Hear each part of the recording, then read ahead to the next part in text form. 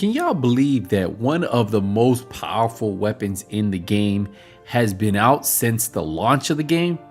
Yes, this bad boy is still one of the most powerful guns, and that might have to do because it is a sniper rifle. But not all sniper rifles hit like this, and when you pair it with the right build, this thing can one-shot almost any enemy, and with no team buffs in solo gameplay, and you can hit up to 55 million, which is absolutely insane. And you guys are gonna actually see me hit, I think it's 54 and some change. And I'm telling you, when you can hit that hard, whether you're in solo gameplay or group gameplay, you will one-shot enemies left and right. And that's what's so crazy about this. It was one of the earliest weapons in the game, and it's still one of the most powerful. And obviously we have gear sets now and other weapons that feel very powerful and sometimes feel a little overpowered. But think about this. The Nemesis is one of the most original snipers that we've had in this game, and they've even made some tweaks to it. Nothing they've done to it has been able to stop the power that this weapon truly possesses.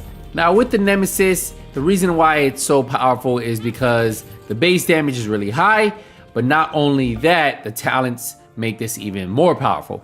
It's sitting at 2.4 million with the build I have. It has a 5-round mag, so you need to hit your shots. But look at this. It has marksman rifle damage, headshot damage, critical chance, and then the talent itself is why it's so good. Shots fired deal 0 to 100% weapon damage based on how long you have the trigger held.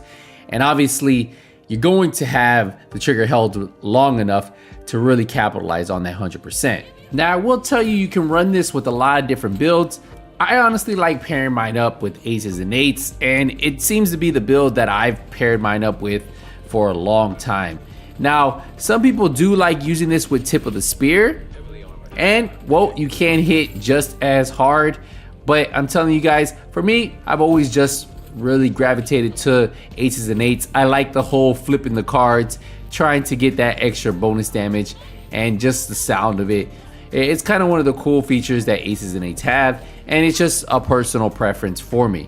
And as you guys seen, I'm having no issues sniping any of these bosses. Now, a quick rundown of the build I'm running is probably one you've seen on my channel before. Just aces and eights with weapon damage, headshot damage rolled throughout every aces and eights piece. So if it can put a mod, I run headshot damage mod, and if you can roll headshot damage, I roll headshot damage on there.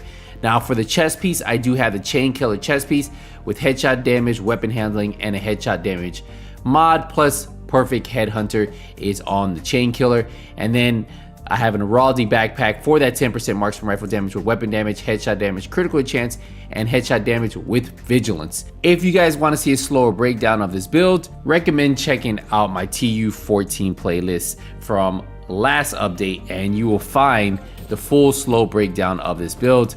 This video was just to really highlight how powerful this weapon really is and how it's held up to the test of time from the very first time it dropped all the way to TU15. I have to know, are you a sniper rifle user in this game?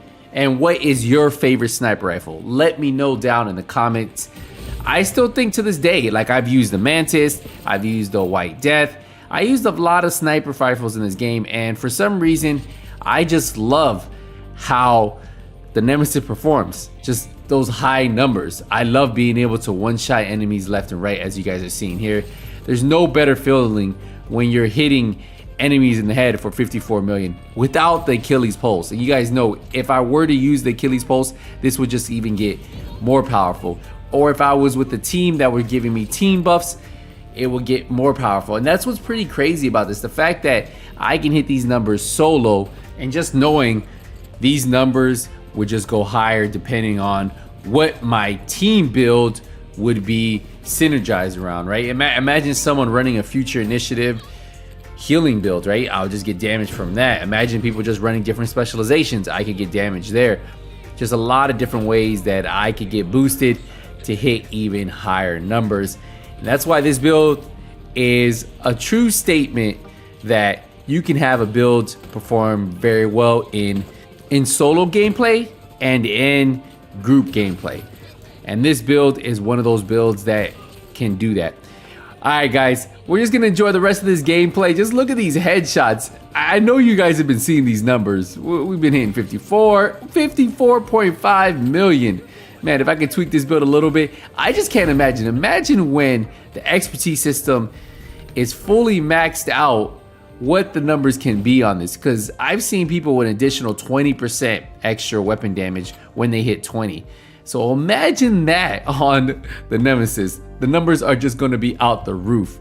But you saw that there wasn't one enemy we couldn't one-shot with the sniper rifle once we had that charge cranked up. We're going to wrap up the video here, guys. Appreciate the support. Appreciate the love. Hey, I'll see you guys in the next one. Until then, hey, nothing but skills out. Take it easy, everybody.